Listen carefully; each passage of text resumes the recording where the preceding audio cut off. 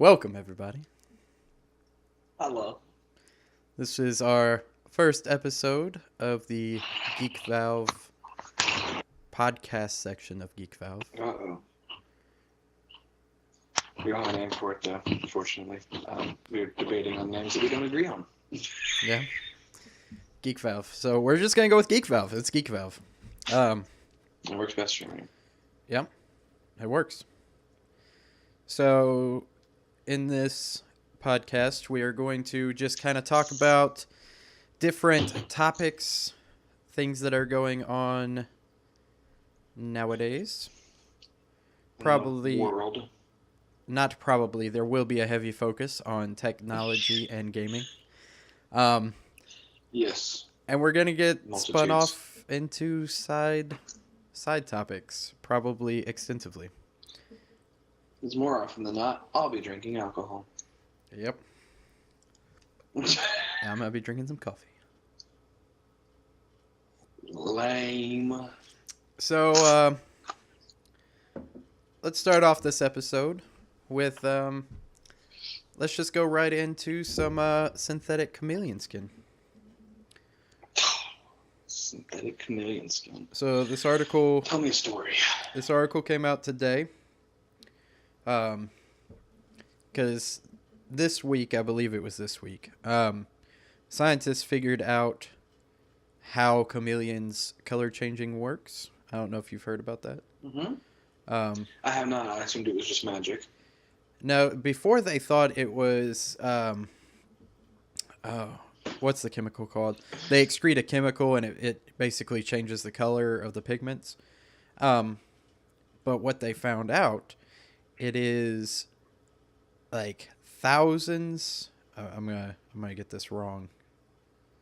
It's like Millions. a lot. I'll just go with a lot because that's a broad. Silence your cell phones, ladies and gentlemen. A layer of skin cells of nanocrystals. So it has a layer of nanocrystals, and it changes its color by basically retracting them and expanding them to let different light waves through. Mm-hmm. So it reflects Makes certain. sense. I didn't know there was such thing as nanocrystals. There is a such thing as nanocrystals. Thank you. Is it? It's just a crystal at a very tiny level. Yes, it's a very tiny crystal. Wow, and then there's is it actually just that simple though. Is it just like an itty bitty piece of quartz? Close enough. So and then there's a layer of crystals under that layer, and that will reflect like UV light and things like that. So there's like a non-visible spectrum also for the longer wavelengths. Mm. And so anyway, scientists at just scientists. This article just says scientists in general. You know, the Scientists of the world. the broad pool of scientists. The scientist collective. They found out how to recreate this like 2 days after they found out what it does. And so that escalated quickly. Yeah, so I don't know if there was just a bunch of scientists that were already studying nanocrystal technology, and they're like, oh, look, that's how they do it. All right, we're gonna change some. We figured it out. Let's do it quick. So, there's really no telling where this could lead. I mean, does it have to be an organic tissue? Like, can you put that on like a tank? Or does it have to be like a person thing with like a? I feel that electrical impulse and stuff. I really think that it could be on a tank. I don't see why it couldn't. I mean, even if it did have to be a semi-organic layer, I don't see why they couldn't layer that onto a tank. So, I definitely see if it can be refined. I see it being used in military. But from the little screenshot I saw of the test, it was very colorful. So I don't think the military really wants bright colors. Yeah. Hey guys. It blends into the jungle, but we're not in the jungle. Yeah. Hey, that tank is changing colors from green to yellow to... But everything here is tan. It's camouflage, guys. It's camouflage. Yeah, it is, just for the wrong area. So, that's that. On to... That is the news from the scientists. News from scientists, which could be cool, but there really wasn't a whole lot about it. Cool concept, though. And it's crazy to think that we have... there's a critter that uses crystals for colors. Yeah, that alone is just wild sauce. I don't know how they figured that out. And it can control the crystals. That's crazy. Like, it knows. It knows that it's changing its color. It's like having something that you could move and control over your entire body. That kind of freaks me out. I don't know how I would control that. Think of that, almost like being able to expand and retract your hair follicles. Be like being a centipede. That'd be crazy, man. It'd be crazy. Ooh.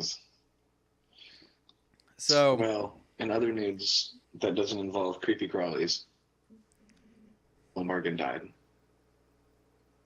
Do what? And Mark didn't know who it was. Daniel von Bargen, he died. Oh, that was Mr. Kruger on Seinfeld. Yes. 64. Died on Sunday.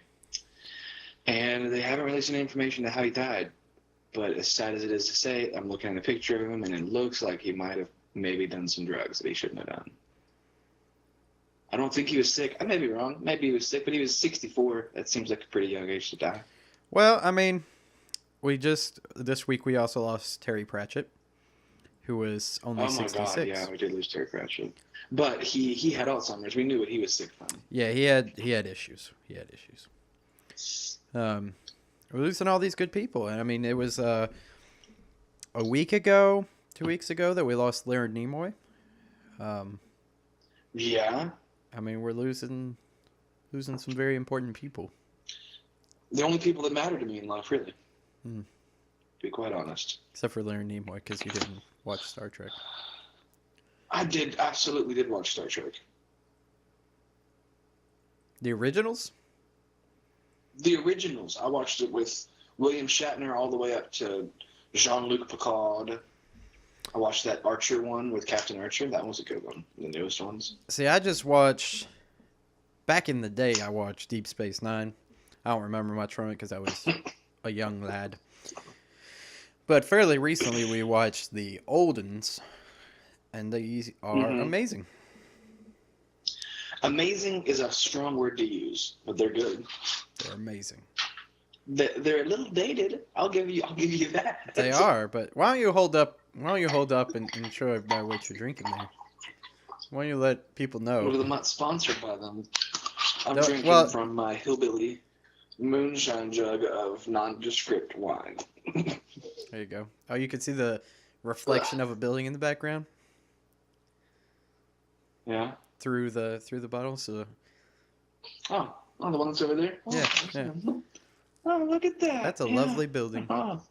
Lovely building. It is quite a building. Oh, I see our faces through it too. That's a very reflective bottle, sir. Well, it is glass. It's a very reflective material. That's true. That's true. It's not nanocrystals, though. But so this past weekend, you got to experience both of the flight sims, the big ones right now. Yes, I knew what you were saying before you even said it. Oh my God. Elite Dangerous. I didn't just experience them. You didn't just experience them? I experienced them.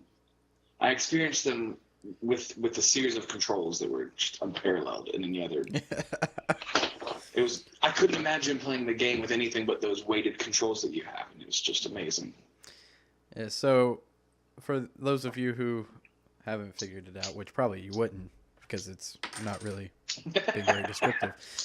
Elite Dangerous and Star Citizen is what we were playing last weekend. And I have a HOTAS set up, an X55 Rhino from Cytec. And I must say, you cannot play those games. Well, you can, but you should not play those games without some kind of HOTAS setup, specifically from SciTech. I could not imagine playing. There's more options on your setup than there are keys on the keyboard. Yeah. Like it's just, and it all makes sense where your hands are, and it's just amazing. It is. It's a good feeling. Blew my mind. Anybody that has not ever used a HOTAS system before, it's a little daunting when you get into it. There's, like he said, there are so many buttons. It's a little ridiculous. Yeah, switches, buttons, levers. But once you get used to it, it really is the way to play for those kind of games. And I would assume, flight sims too, but I'm just using it for space sims. And soon, MechWarrior. I'm gonna play MechWarrior Online with it and see how that goes. But I'm assuming it's gonna be the most epic experience of my life. It's probably a safe assumption to make. Especially when you use them with an Oculus Rift or something like that, it's going to be amazing.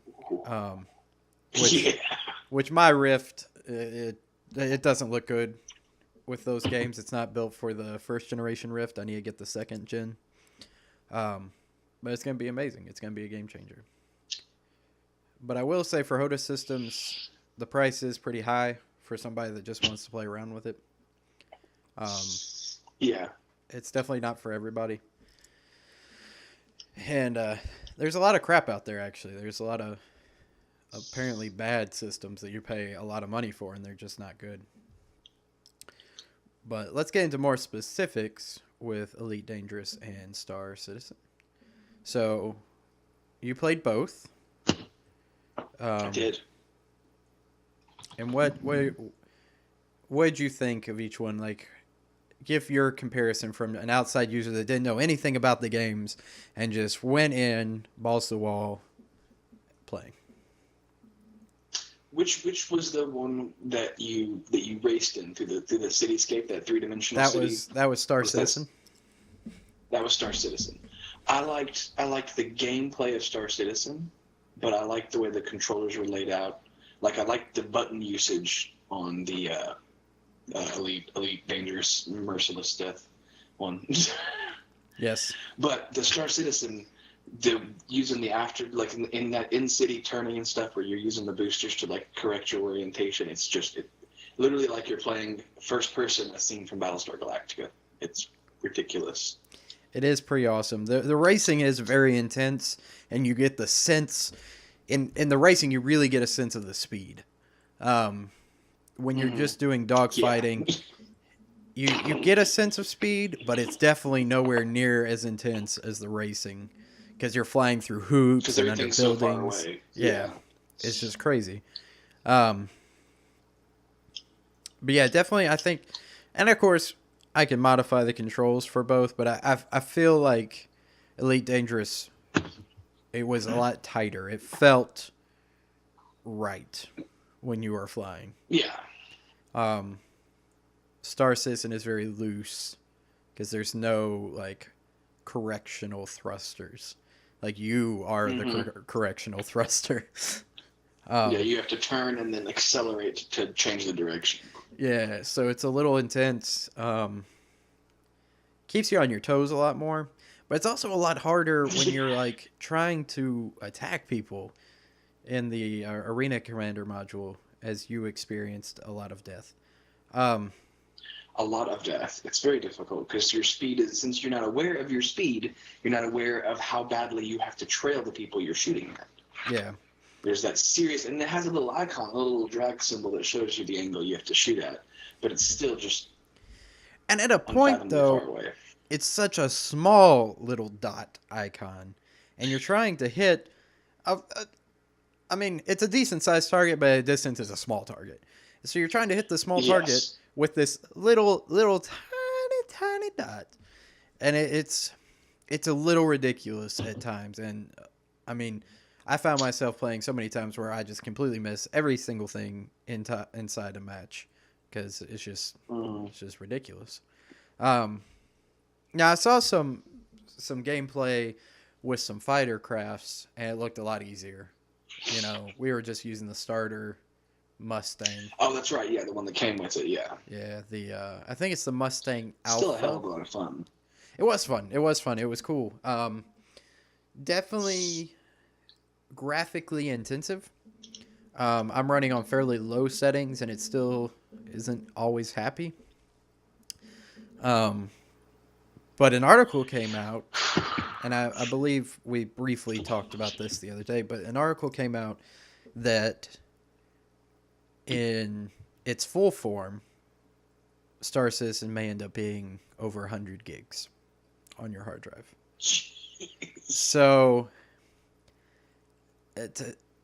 as someone coming into it, like, if you did not own the game, and you came into it, and they're like, all right, you pay your money, or it may be free to play when it comes out, I don't know. And then you start downloading the game, and the game's like, all right, it's going to be 100 gigs. I mean, some people have data limits, which that's a completely different topic that I think is retarded. Anyway, but some people have data limits, and other people aren't up to that high standard of speed. I mean, yes, we just changed our perception of broadband here recently. I believe the FCC passed to where broadband is now, is it 20 meg connection? I believe it's up to 20 megs is considered broadband now. It was 4. 4 was considered broadband, and they moved it up. So these companies need to start working on, increasing speeds everywhere. But the point is, not everybody has high speed. So, yeah, some people have extremely slow speeds. Yeah. So if you look at a game like Star Citizen, you're like, oh, okay, 100 gigs to download. That's going to take me on a slower connection 1 to 2 even days, or 3 days, or however slow your connection is. And even on a fast connection, 100 gigs is going to take you a long time. So people that go in, they're like, all right, do I want Elite Dangerous or Star Citizen? You see that. Now, granted, Star Citizen in its finished form is supposed to have a whole lot more. Mm-hmm. But for me, that just seems a little daunting. It's like, whoa, this is 100 gigs. I don't know. Some people may not even care, but that seems a little daunting to me.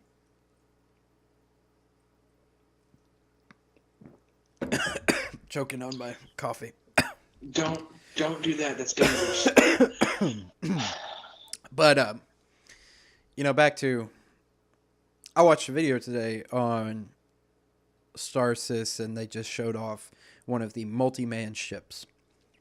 And that's the cool thing that's going to be with Star Citizen, is you're going to have multi-crew ships. And they showed off the ship. It holds, I think 5 crew members. There's going to be 5 turrets that people can control, and a pilot, and it's going to be awesome. I mean, it looked amazing. And I think their social module comes out within the next month or two, where you'll actually be able to do that. You'll actually be able to play with multiple people. And I think that's going to be, a big selling factor with Star Citizen, because you get together with your friends, and you only have to have one person be a pilot, and the other people can hang out and just shoot some stuff. And you got that, and then you're trusting that one person. Yeah. Well, yeah. You make sure you have a good pilot. But there's also going to be a first-person shooter module, and there's going to be planet-side stuff. It's gonna be crazy. Whereas they haven't fully, said what all the planet-side stuff's going to be. But Elite Dangerous, let's go with that, because you actually played quite a bit of Elite Dangerous. You played through all the tutorials of there and fly it around. That one was the fun one. That was with all the docking and everything. Yeah. And you know, that's one thing. I don't know when Star Citizen comes out. I don't know if it's gonna have automated docking or you're gonna dock. But I gotta say, with Elite Dangerous, that's one of the coolest features is to dock It yourself. really is. Like, and I mean, you have to call in for clearance. Like, you have to make sure you can dock there. yeah. And then once you do, you're given a bay, and you gotta go there, which you actually did pretty well to start with. You didn't have too many problems. Most of your I didn't problems, wreck. yeah, most of your problems were you just didn't know the controls. Yeah, well, because there's so fucking many of them. Yeah. But yeah, it was an awesome game. Anybody kind of on the fence, definitely pick up. And now, if you're on the fence between Star Citizen and Elite Dangerous, I gotta say, I'd wait on Star Citizen unless you just want to give the developers money to help them out. Granted, they've already raised like $17 million. Yeah, how about you just don't give them any more money? Because I think they have enough to make the game now. But I mean, that's part of the reason I did. I wanted to help the developers, even though they didn't really need the extra money, and I wanted to check it out a little bit. But I can say from personal experience, I think it's worth waiting a little bit. There is content there. There is stuff to play. But if you're on the fence and you want a good space sim to play, I say get Elite Dangerous. What do you think?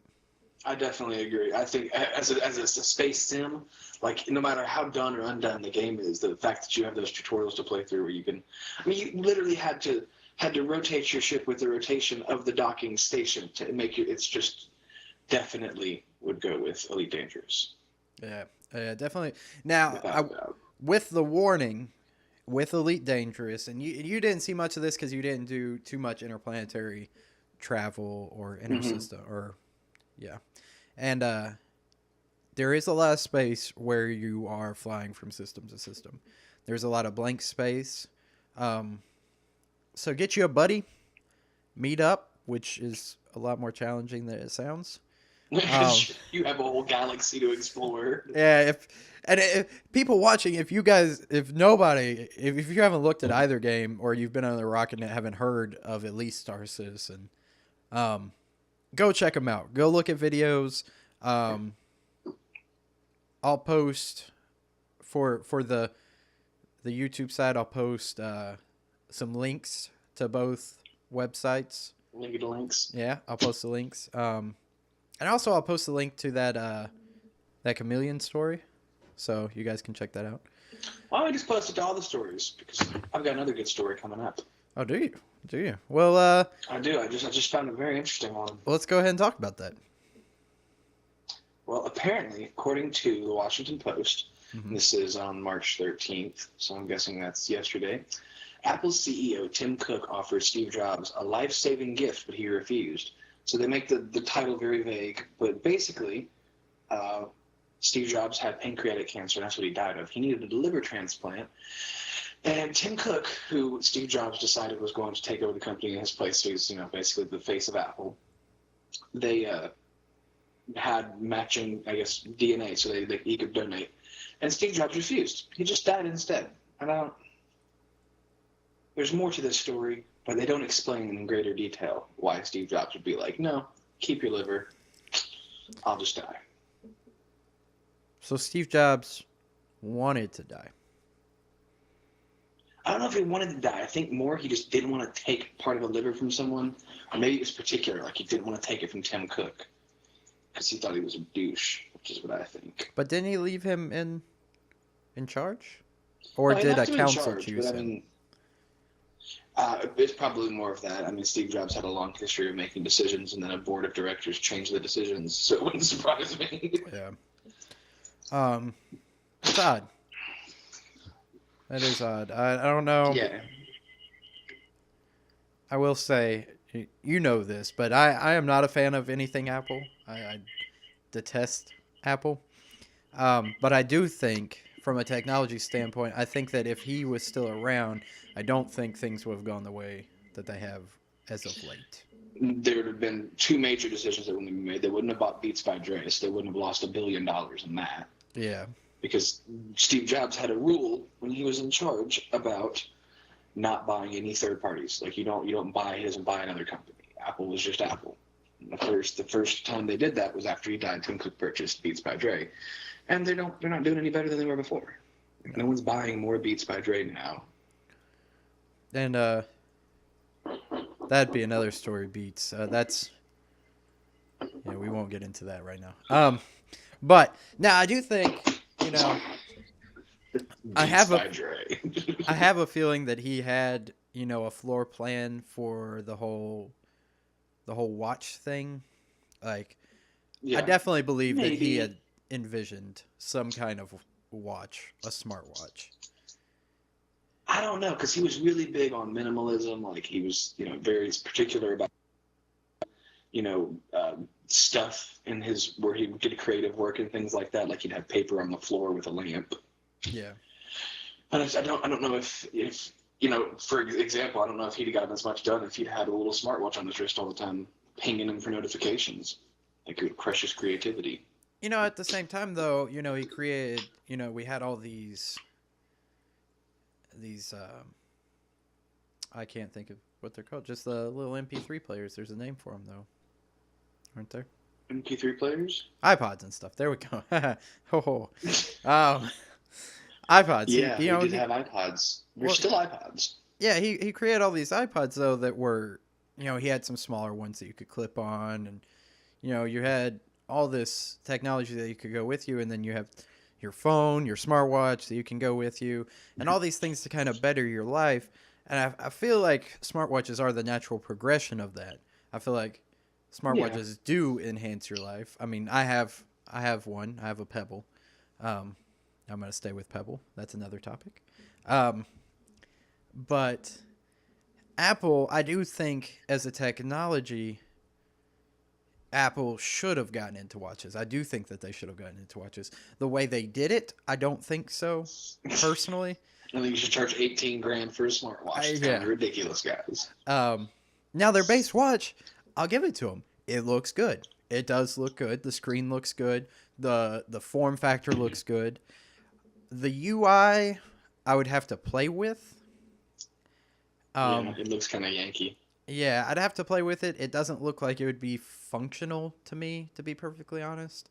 I think they should have gone with a lot simpler, just swiping to go through things, or that weird knob on the side that you can like zoom in and zoom out. Like when you have to digital crown. Yeah, when you have to do that on a watch, I think things get a little out of hand. Yeah.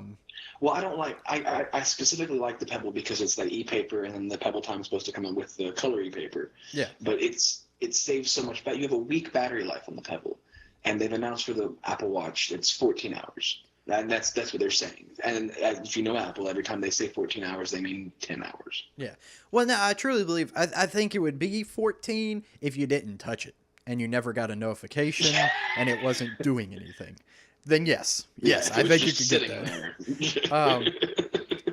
And for the people that didn't, may not have understood that because I was confused at first.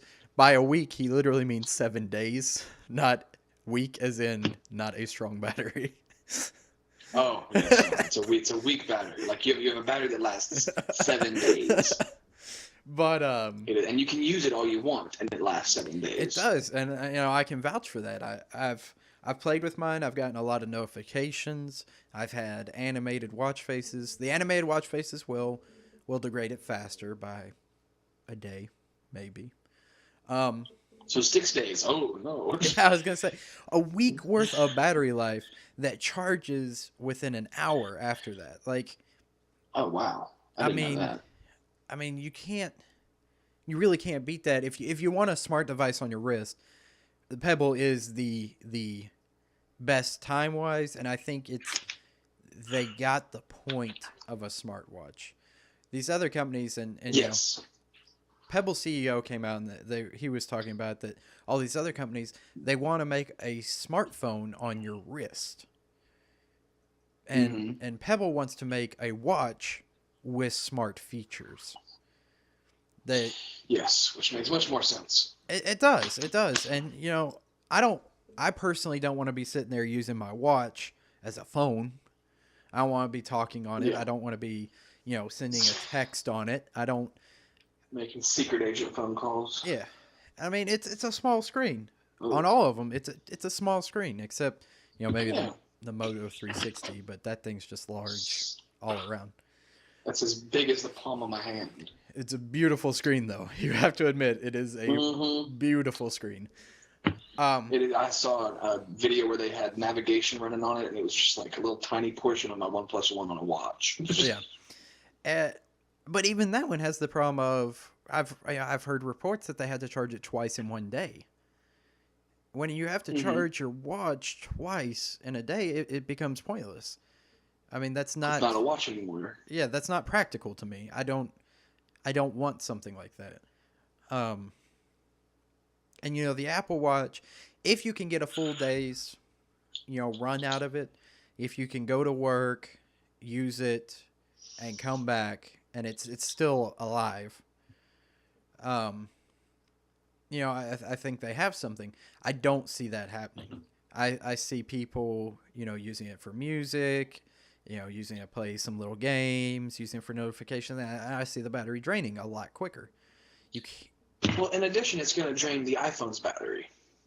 That's true. I mean, you're using that Bluetooth and you're pulling all that data. You are going to be draining. If Bluetooth is always on your iPhone, I had my 5S before I went to the OnePlus One. There's nothing wrong with my 5S. It works just fine. Battery's normal for an iPhone. But if I keep Bluetooth and Wi-Fi on all day, I'm lucky to make it to midnight with 10%. Yeah. And it is taxing, and that's a problem all smartphones are going to have. Bluetooth has to become extremely minimalistic. Now I found with mine, my Bluetooth on my OnePlus doesn't have. It doesn't really affect my battery personally. No, the OnePlus One has extremely, extremely good battery maintenance. Yeah. Like anything you run, it's constantly looking for a Wi-Fi signal, and my Bluetooth is always on, and I've never had a problem with battery. I'm at 85% at the end of the day. A little bit of product placement. OnePlus. Everybody should get one. Every Tuesday. They should get OnePlus One. I just got my invites. I got an invite too. But you don't need it anymore. I got some. Well, there's some really impatient people out there. There are, but I'm just going to let them recycle my invite, because if you don't use it, they'll recycle. Yeah. But back to the Apple Watch. Cool technology. Really cool. I don't think it's going to... I don't want to say be successful, because Apple has their following. Yeah, it's inevitably going to be successful. It'll be successful, and I mean, all they have to do is have one person buy their $18,000 version, and there you go. Did you ever hear about an app in the app stores, in the Apple App Store, or the iPhone App Store, not the Mac Store? And it was I think the app was called I Am Rich. It was $1,000 for an app, and if I remember correctly, it was just a red, like a ruby, like a crystal on the screen, and you tapped it, and it made the screen real bright. That's all it did. It wasn't like an app that was messed up. Like, the app's only purpose was to prove that you could spend $1,000 on an app and be like, "Oh, I'm rich." And how many did they sell? A lot. Not a lot in terms of normal app sales, but a lot for $1,000 app. Like, I think they probably sold like 100 of them. That's brilliant. It's brilliant, because people are going to probably took them 25 minutes to make it. Yeah. Exactly. Good pouring sounds. Oh, juicy juice. Just drink it straight from the bottle. If a normal size bottle, I would. This bottle's too big. I look like a hillbilly. Nobody's gonna judge you. Actually, that's not true. Somebody will judge. That's not true at all. It's going on the internet. Anybody would judge me. That's true. They're gonna judge us anyway. Speaking of going on the internet, people watching this right now will most likely be watching on my channel, Mr. Skid 117. Subscribe, like. Anyway, we'll probably be posting these there for a little while, but they will be moving to another channel in the future. Like I said before, this is now Geekvalve. I'll still have my YouTube channel, and I'll get back to it at some point, I hope.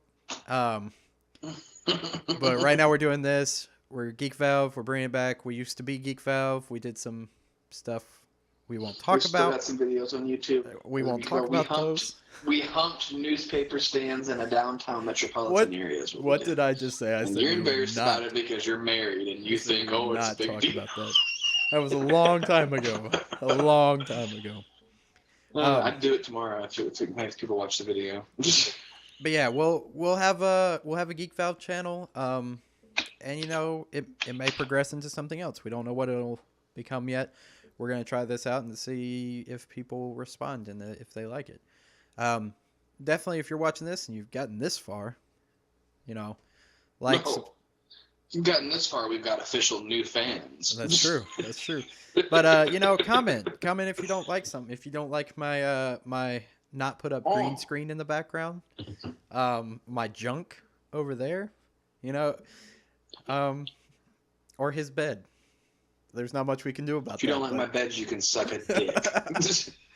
And my bed's awesome and comfortable. And you know, in the not too distant future, we will have a third person on here. He likes the vault. You don't know about him. Yeah, his username is Balls. But he'll be on here in about a month or so, I think, somewhere around that, about a month. And our plan for this is at least once a week. And we'll just do news of what's come up. And if you guys want to hear about something, you know, something interesting that you want us to talk about, you know, let us know. Put a comment down below. Or if you work for really cool places like I make indie games, you should tell us that you make indie games, even if they suck. We're pretty nice people. We probably won't tell you they suck. We'll probably be like, oh, these are great. You should totally buy them with all your money. Yeah. And, you know, we may do some guests in the future. We'll see what happens. I know some people. But, I killed some people.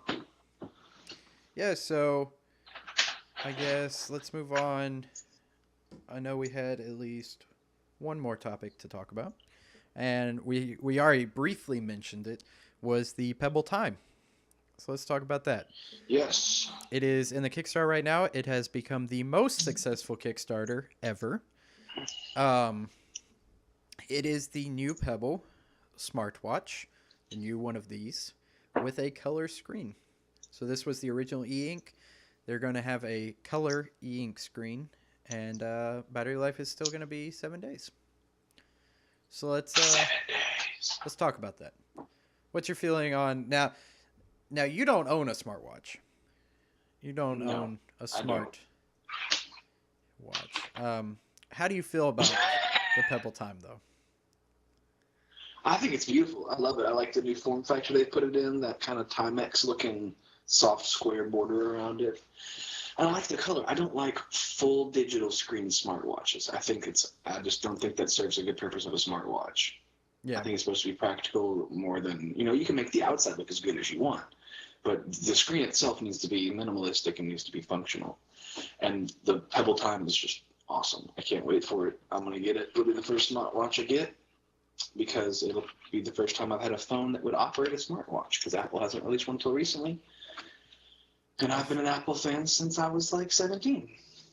That's true. And I convinced you to get a OnePlus. You did, and I have not thought about my iPhone once, but at the same time, I will also not get rid of my Mac. That's true. I'm working on that, though. I'm working on that. You can try, but you were like, oh, you said get the C920, and it'll come in with some stuff, or get Uvu, it'll have some stuff you have to download with it, but don't do it. Anytime I download anything you tell me to download, it works flawlessly, because Mac is beautiful. Yeah. Sure. It doesn't have full functionality, but what it does, like the C920 says on the box, the Logitech webcam that we're both using, the HD webcam, says on the box that it is Windows 7, 8, and whatever compatible. It is not Mac compatible. I just plugged the son of a bitch in, and it's just like, oh, hey, you want to use this webcam now? I don't have to download any software. I can adjust settings. The headset's the same way. I plugged it right in, and it just works flawlessly. Yeah. Oh. I have issues with the iPhone, but... So, there's... I guess we'll kind of cut off the Pebble Time. But... It's about time. There was another video that came out. Big news. New USB. Oh God. So fucking dumb slut bullshit. No, this is big. This is really big. This is USB-C, right? This is USB-C. And yeah, I know they're putting in the new MacBooks. Well, they're also putting in the Chrome, all the Google stuff, in their phones. They're going to start doing it. Well, it's helpful there, but not helpful the way they're implementing it in the MacBook. But continue. I'm sorry. Well, I'm bringing it up just so I can get correct. Well, while you're bringing it up, I'll tell you that the MacBook version's stupid. It's supposed to charge it, work as a USB port, work as everything. It's supposed to be all multifaceted. What if I need to charge my computer and use a USB port at the same time? Well, that's They've why effectively made the new MacBook useless. Well, no, the Google one, they're going to have two. Mm-hmm. So yeah, they're going to have one for charging and one for use. But yes, it is everything. It is. I'm still trying to find the full, because it's also you upside down, right side up, doesn't matter, which is amazing. Yeah, it's universal. That's cool. Whatever. Its speed is a lot higher. It can handle more power. And actually, the USB. There it is. There it is. That it is. So, from what I heard, it is also like video, everything. It's everything. Mm-hmm. Which I think it's an HDMI thing. I don't know if we need it, Mark. I can't. There's too much information here. But yeah, it has. They're allowing for more power than anything needs right now, so it's future resistant. And it's everything. It's data, it's power, it's video.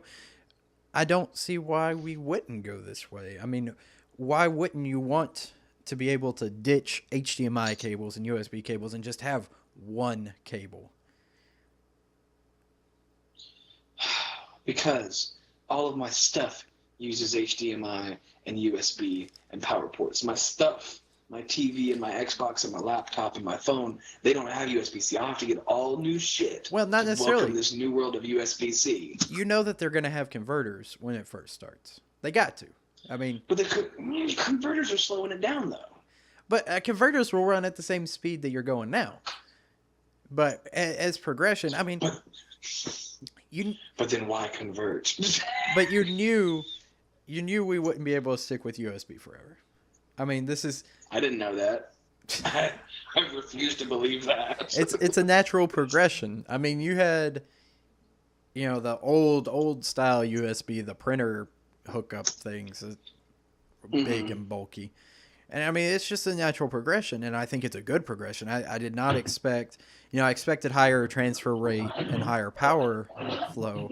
I did not expect video capability and things of that nature. Yeah, and power and everything else. Yeah. It's really good in theory, but what Apple is doing with it is they're making their new MacBook supposed to have all-day battery life, which I don't know why they could do it in a full-size laptop and they couldn't do it in a watch. Just saying. It's like full 24-hour battery life for the new MacBook because it's mostly batteries. No disk drive. It's got one USB-C port and it's got a 480p front-facing camera. Yeah. 480p front-facing camera. Standard depth. This phone costs $300, and it's got a 4K camera in the back of it. But now isn't the new MacBook? Isn't this going to be their lightest one, where it's like it's not even a half an inch thick? Yes. It is. It's a 2 pound laptop. It's very, very thin. They sell it at 11, 13, 15 inches, I think. But And it's It's actually irrelevant because it's just it's not as expensive as most of their laptops either. It starts out at like $12.99, I no. think.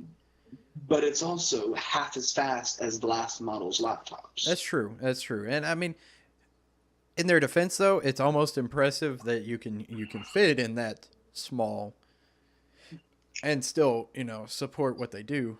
Sure, yeah. They redesigned the way batteries are put into laptops, like the way their batteries are like cascading like a Minecraft row. Yeah. But at the same time,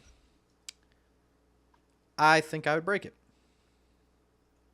Oh yeah, no, without a doubt. That's why I don't have a MacBook Air, because I would break it. My MacBook Pro for work, the one I'm using right now, it's very thin. It is the same thickness as this phone. Yeah. See, I'd break it with the case on it.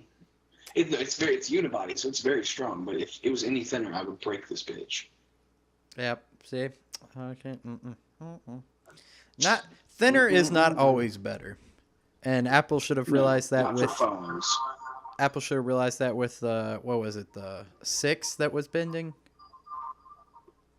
What was bending? The six was bending because Steve Jobs' ghost came back and haunted it. Steve Jobs said that I don't ever want to make a phone that you can't press your finger and your thumb together on it. The phone that was never supposed to be bigger than the original iPhone. The point of it was that it was that size, that you could fit it with something that went into your hand and was very controllable. And then they made the 6 Plus and the 6, and it's all juicy and big and fat, and I like big phones. But Steve Jobs clearly didn't, so now he's Phantom of the Opera-ing the whole system. Those things did bend like crazy, though. They didn't bend like crazy, Mark. That's an exaggeration. I Some saw. of them bent because people were stupid. I mean, granted, people don't put your phone in your back pocket. Just don't do it. Never. Just don't do it. It makes no sense. Yeah. You don't put you don't put like $600 of technology in your pocket, like back pocket, I should say. Where you're gonna sit down. Like I put my wallet there because money is resistant to sitting down on it. Yeah. But phones are not. Yeah. Back to the original topic. I think USB-C. I think it's a good progression. I think it will go far, and I think once things incorporate it properly. Let's put it that way for your MacBook. Properly. Thank you. That's all I needed to hear. I think it'll be good. And like I said, Google's laptops, they're going to have 2. One for charging and one for actual use. Or both for use if you're fully charged. I think it's a good progression. I do. And I think if you incorporate it into phones, it'll be even better. Because all of a sudden you have, your data, you're charging, and plug it into a monitor and just display your phone. Yes, for phones, it seems like a perfect protocol. Yeah, definitely. Like I feel like instead of, because you've seen those mini USB things you pull out of a phone, and it's like a spider thing. You've got like audio out and charging and all that shit. And instead you just have one cable. I get that. Yeah.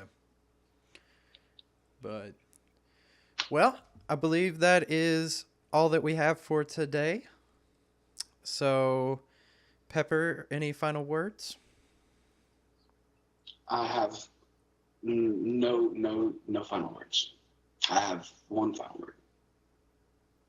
Action Nissan. Wise words to live by.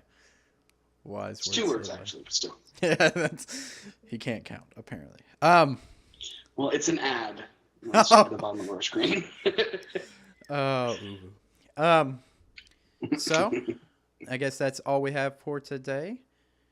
As always, thanks for watching, and see you later.